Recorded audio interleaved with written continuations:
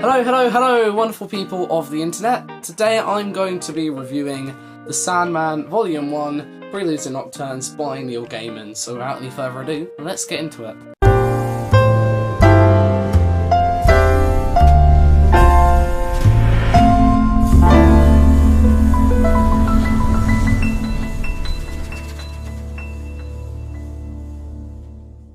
Okay, so I know that in my previous video in which I reviewed The Colour of Magic, I did say I was going to be reviewing The Light Fantastic today, which is the second book in the Discworld series by Terry Pratchett, but the Light Fantastic only arrived in the post yesterday, so I haven't had time to read it.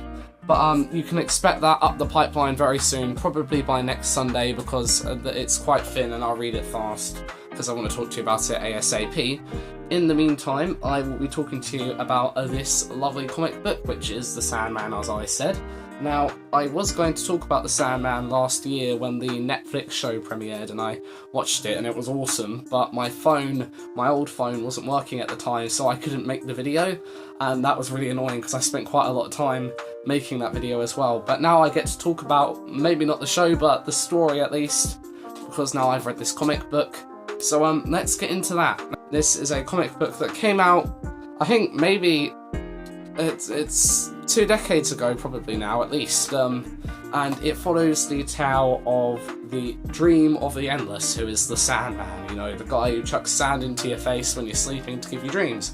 It follows him after he is trapped in a sphere of crystal/glass by a group of occultists who want to capture death, and it's about what happens to him after that and the consequences of him being captured. That's basically the story of this novel. It's kind of him, not novel, comic book. It's him looking for his tools that he used to do the Sandmanning that he's lost, and it isn't really more complex than that. And I really liked this comic. I've not read many comics in my time. I've read a bit more manga than comics. The only comics I have read, I'm looking over there because that's where I've got them off camera. I've read The Umbrella Academy, the first one by Gerard Way. I'm not going to get any of the other ones. I just wanted to dip my toes into seeing how the comics were, because yeah, again, I watched the Netflix show and liked it. The comics not so much, but you know, that was fine. I've also got like a Godzilla one, which wasn't very good, and 2 Simpsons ones, which were fine. Basically, my experience of comics has been really meh. Luckily, this has turned that around. I've always really liked manga, and I just thought comics maybe weren't for me for whatever reason, but this has changed that. I'm going to read this entire comic series now, because it's just really bloody... I mean, it's Neil Gaiman, what do you expect, but it's really bloody good. So let's get into why that is, why I like it so much. If I look over here, it's because my notes are there. It's to stop me from rambling. Now, I've told you the synopsis of the story already, and that is the first really positive thing in this review. I really liked the story in this book. Now, a lot of people say it's really simple or not particularly original, but I didn't mind that. I really like, and in the Netflix show as well, I really enjoyed this bit. It was Dream getting captured, Dream getting out, and Dream looking for his stuff. That's it, and it's really good. I really like it. I mean, what can I say? There's something about the kind of ordered way to it that makes it, I don't know, that makes it feel kind of good. It feels like you're working towards something, you know, and you tick it off the list, and you're like, way, it's closer and closer. Kind of like you're reaching the goal with him. I don't know whether there's some psychological reason why that was really satisfying for me, but I was really satisfied whenever he found something. I was like, yes! And each time he goes to find something, there are 3 tools that he's lost. His ruby, which was how he made dreams, I think. His helmet, which is a helmet, I'm not entirely sure why he had it. I think it must have been to help him travel through dreams or see things, I don't know. And his pouch of sand, which is what he chucks at people's faces. That's the 3 things he had to look for, and each one of them was in a unique place. Now, I won't go into where they are in the non-spoiler bit of this review. I'll get into that soon. But yeah, that was just really fun. As I said, I liked the kind of quest-like feel to it. It was really nicely done. Now, looking at my list, I can't talk about that in non-spoilers, but I'll talk about the characters. Now, I do like the characters in this book. Now, another thing that I haven't been able to experience with comics is a real connection with the characters in the manga that I've read, which is Fullmetal Alchemist and Attack on Titan, I connected with those characters. I was invested in them. Whereas in the comics, maybe it's because I haven't read read long-running comics like I probably should. I haven't read like Watchmen or V for Vendetta or any Marvel or DC stuff. But I've never had a connection with the characters. This was not the case. I really love the character of Dream as his kind of ethereal presence. He doesn't say much, and in the comic it's even more noticeable because there are lots of people talking in it, and he mainly just stands there watching things going on. Really, he has this real presence to him, and in the show as well, Tom Sturridge did a spectacular job of bringing this ethereal nature to the character, and I find it really enjoyable. But Dream, fantastic. Other characters that show up, I don't think it's really a spoiler. Lucifer, as in Satan, shows up in one of the chapters. That was awesome. I just think that's cool. You stick the devil somewhere as a anthropomorphic personification, and it's like, wait, it's not an anthropomorphic personification. What am I talking about? It's just a character, but still, I'm immediately interested. Which I'm going to hell. I don't know. It's just really cool. I love seeing Lucifer in this, and I love their character in the show and the book. All really good. And Death as well. If Death is in a book, any kind of like representation of the Reaper, I love them. In this book, I really love Death in the Sandman series. They're kind of like this bubbly young woman, and it's just like not the skeleton, the grim Reaper of Discworld. It's not really anything that I've seen before, but it's still a really nice take on Death and how they would be. I really enjoy that character. Looking at more, the setting, I really where's Andrew Garfield? Sorry, let me grab him. Stick him here. Boom. Can you see him? He's on his happy side. Right. Setting was another thing that I love, because this is about Dream. He has his own realm, and that's cool. Kind of like, just because we're dealing with the Sandman, the kind of way that dreams intermingle with the story, the setting of the dream world, how dreams work. Like, Dream will travel from place to place by jumping through the dreams of people in different places, and that's really fun. Just things like that, little details like that, I really like. So overall, it's really positive. Everything about this book was really solid. I can't really fault anything. I mean, I'll tell you now, looking at it, in this book, it is a DC comic. Neil Gaiman, in one of the chapters called Passengers, introduced he had the Martian Manhunter in there, which is like, I mean, I think in the afterword, Neil Gaiman said something about he wasn't sure whether that was a good choice to have a DC superhero turn up. I agree.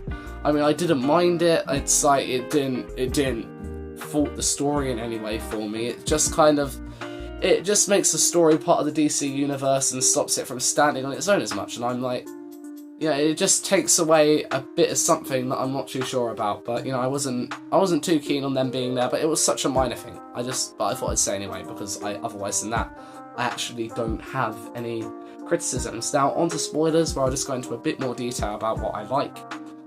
Thank you for watching up until now, if you have, and I will see you next time when I probably review like Fantastic. Okay, so spoilers.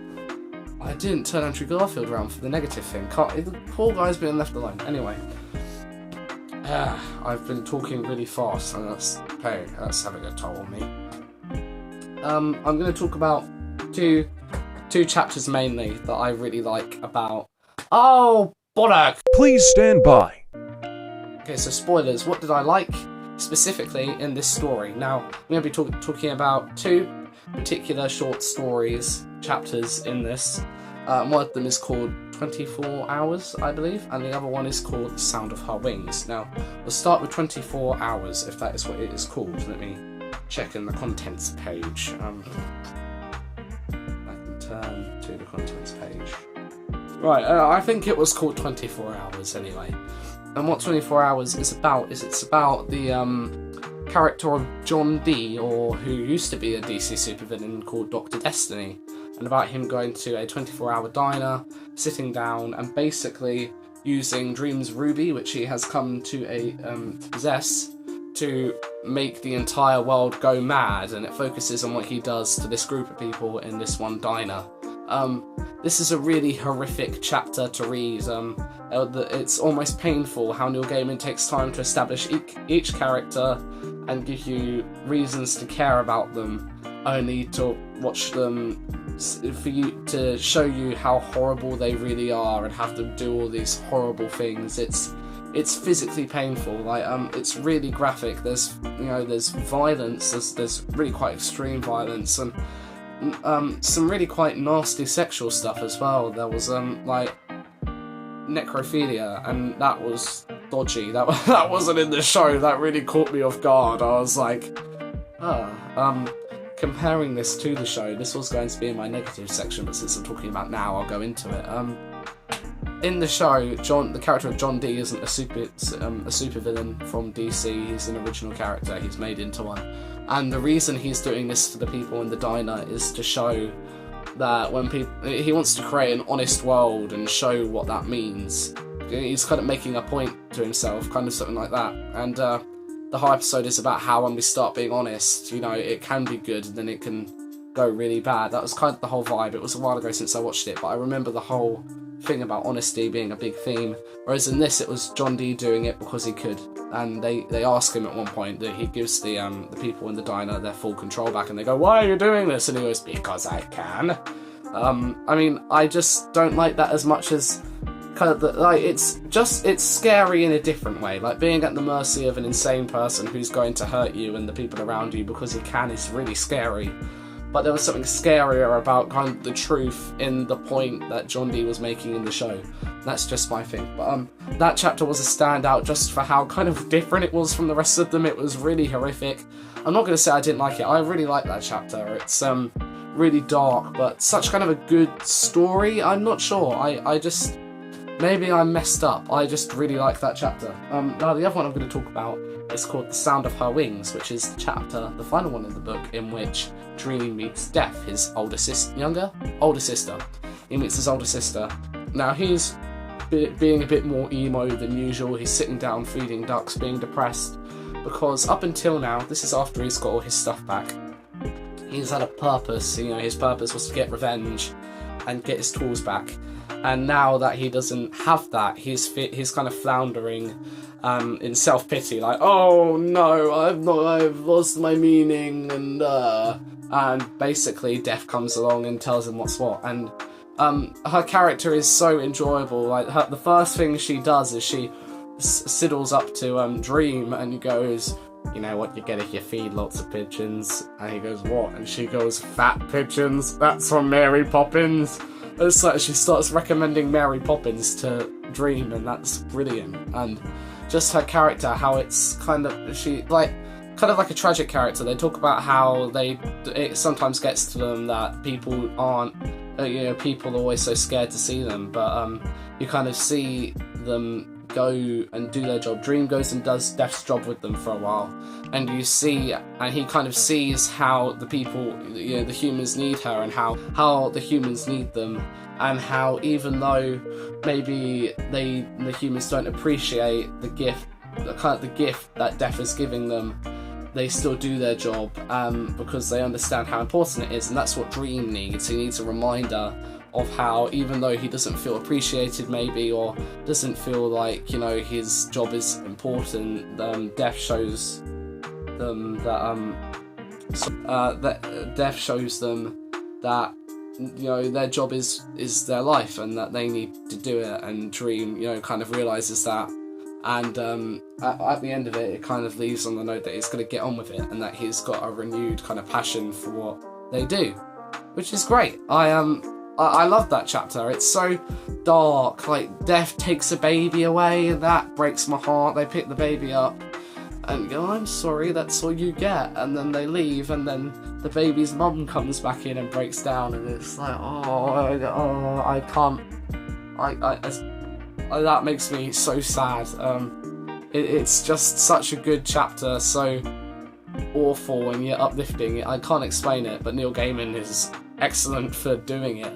So that's what I like. Those are the two chapters. Those were the standout parts of this book. I really loved them. And that's all I have to say, really. That's all that's on my notes. I can't really go any more in depth than that, but I hope you have a good vibe of the story from this. I mean, I would recommend this. I think if you want to dip your toes into comics, you can't really get any better than this. This is such a good, solid piece of literature. You know, not just a comic, but storytelling in general. I think you should go ahead, if this has interested you, and check it out, because it's pretty darn good. That I'm gonna give it 4.5 stars, because I don't want to give it 5 just yet, but this was really good. Obviously there was some stuff that kind of detracted for me, but 4.5 is the rating. Now what am I going to be reviewing next? As I said, I'll be reviewing The Light Fantastic. Now, a comment was left in a previous video recommending that I was saying that they wanted me to review All Quiet on the Western Front, which I really want to do, but since I'm so tight on time, I struggled to do this video tonight. But as soon as I can, I will review that film for you, because you know that's a really good film, so I'll get it out there. But I won't keep you for any longer. Thank you so much for sticking around, and I will see you on next Sunday, next week, when I talk about The Light Fantastic. Have a good one, you all. Bye.